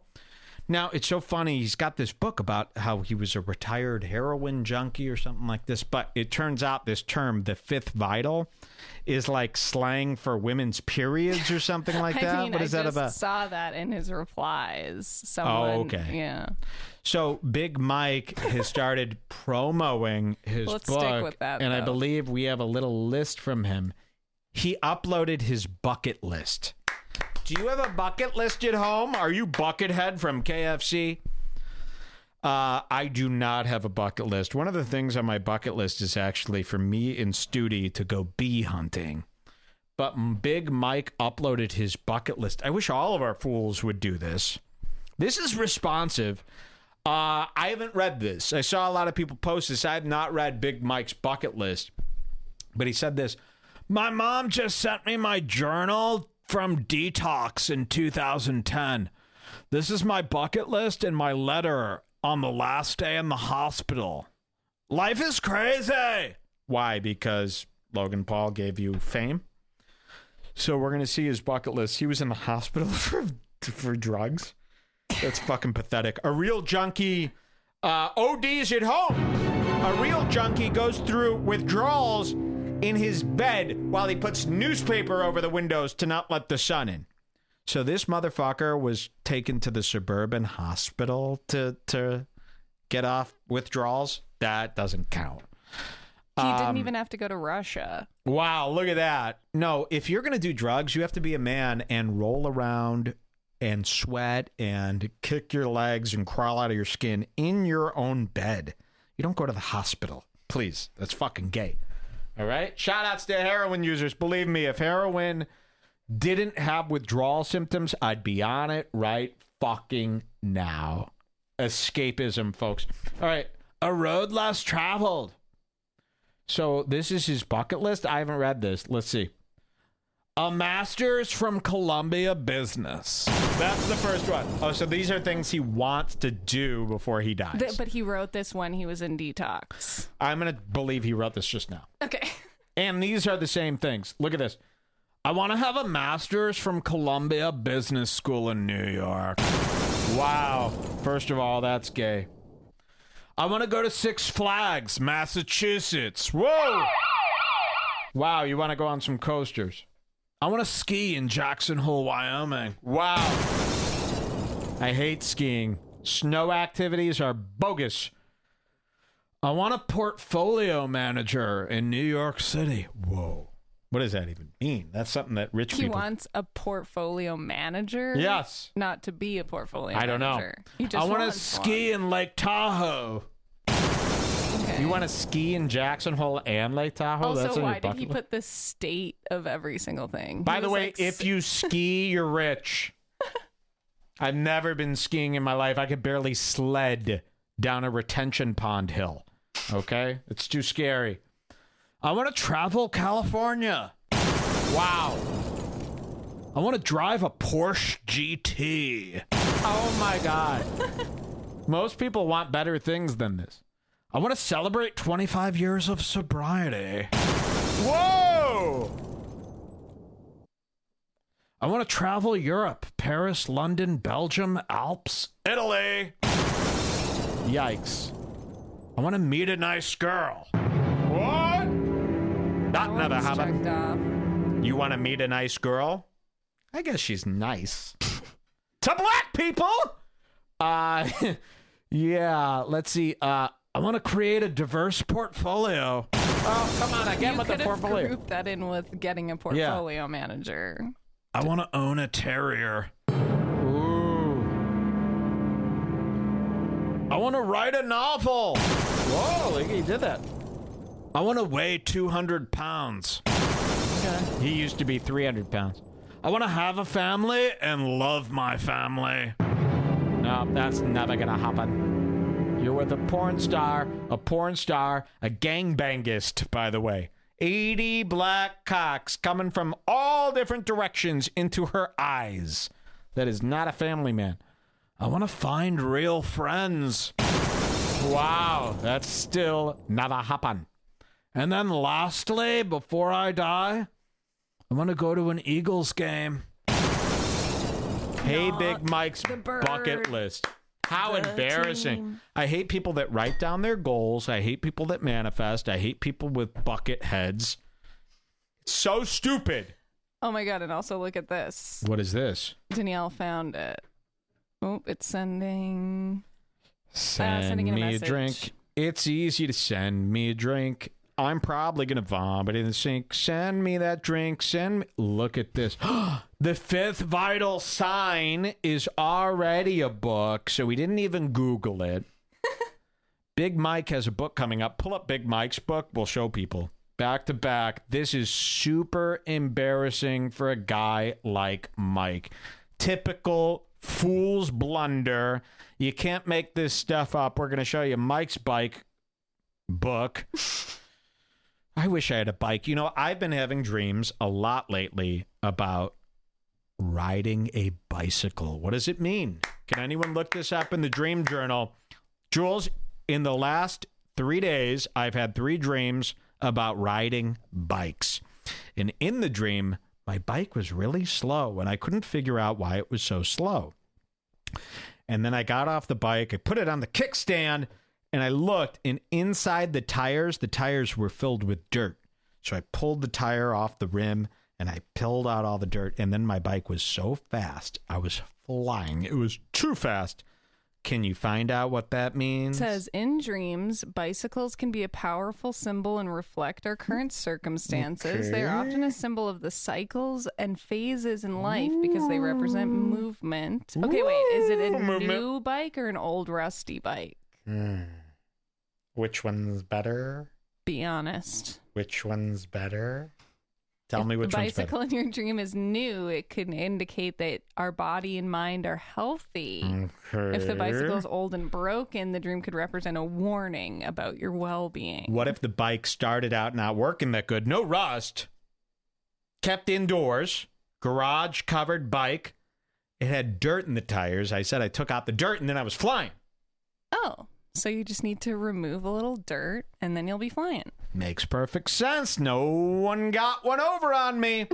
All right, let's see. Here's Mike's book. And but shouldn't there be an Amazon page, Jules? Well, I don't know why you sent me all this. Oh. I want the Isn't Amazon there page. Isn't there a link right there? Nope. Just Twitter links. Book Prelude, I nothing. swear there's a Hurry link. the fuck up. She's sending the me. link was right there. You're just. I don't see anything. I don't see anything. Hurry up. It's easy. Hurry the fuck up. I'm gonna kill everyone. Here's Mike's book, The Fifth Vital. He couldn't even look this up because there's another book right here called The Fifth Vital Sign. Master your cycles and optimize your fertility. Menstruation isn't just about having babies. That's a fool's error if I ever saw one. Yeah, my book shares the same name as the period book. The lesbian period. Look at this nonsense. If you read self-help books, you need to go to hell. Okay? Well, there it is. Big Mike. And I think that's going to do it for Red Bar today. I want to thank everybody. I started out this show super depressed. At the beginning of the show, I told you who's going to be on this shirt. A lot of people want to know who's going to be on the shirt. Oh, yeah. Should we tell them? Go for it. The person on my shirt right now, a lot of people thought this was Whitney Cummings or Michael Jackson. It's neither. It's Entertainment's Jeffree Star. Thank you so much for listening to Red Bar. We'll see you guys next time. Good night. Mike makes your day. Thank you, everybody. Brings you the world, the stars, and Good night. the songs. Mike makes your day. Take care. He does what you'd like to and takes you along. Hats available until Sunday. The action. Mike's got the stars. Good night. Mike's going places here and there, near and far. Mike makes it come alive wherever you are. Mike makes your day. He's part of the action. I'm where you belong. Mike makes your days. Thank you all. He shines with the stars and he takes you along. Take care. Mike. Good night. Makes your day.